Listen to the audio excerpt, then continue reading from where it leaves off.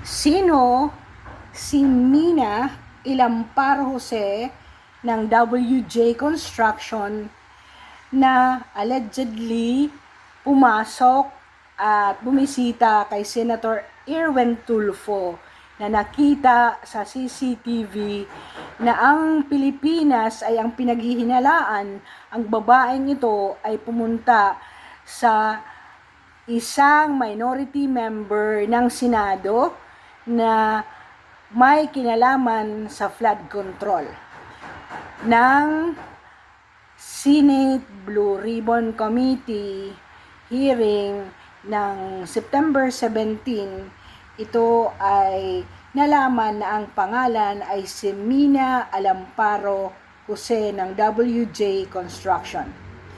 Jose admitted to visiting Tulfo's office on August 19, 2025 but claimed it was for an office refurbishment project to fix Tulfo's house veranda which gets flooded during rain.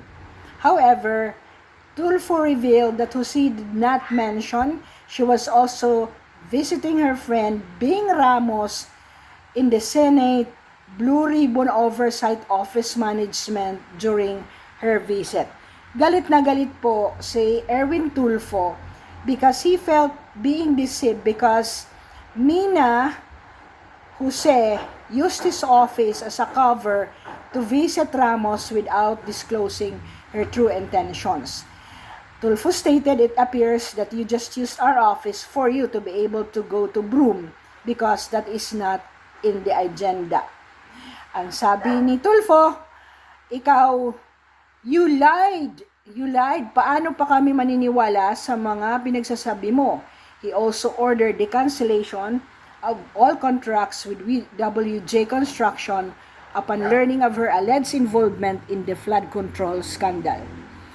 Ngayon, itong Senate Blue Ribbon Committee is investigating kung sino yung babae na yan na pumunta kay Bing Ramos. I-connect po natin. Naalala nyo, si Bryce Hernandez nagsabi na ang isang Bing Ramos ay staff ni Senator Jinggoy Estrada na kumukolekta ng 30% sa mga flood control projects ng area ng may mga ghost flood project.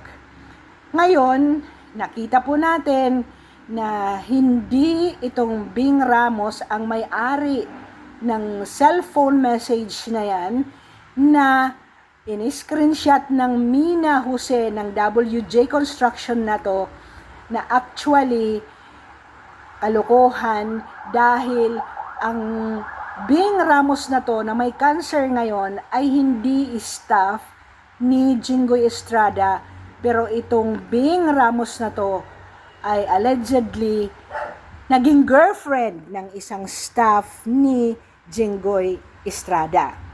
So ngayon makikita po natin ang koneksyon ng mga taong nakapaligid sa mga scam na to na kinukunek pilit si Joel Villanueva at saka si Jinggoy Estrada para mailihis po ang tunay na kalagayan ng mga flood control scam na to.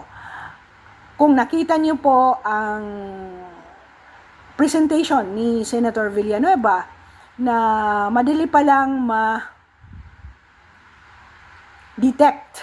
ang katiwalian at paglalay ng Bryce Hernandez na to bukod sa pagkukuha ng mga picking driver's license na ang number naman ng halimbawa papalitan ko ang aking number na magte-text ako doon sa tao, hindi naman na mag-a-appear ang telepono. Kaya scam po, even yung allegation na may kinalaman si Jinggoy Estrada at may connection yung Bing Ramos na yan na nangungulimbat at nangunguha ng pera sa mga flood control sa areas na question ng area ni Bryce Hernandez.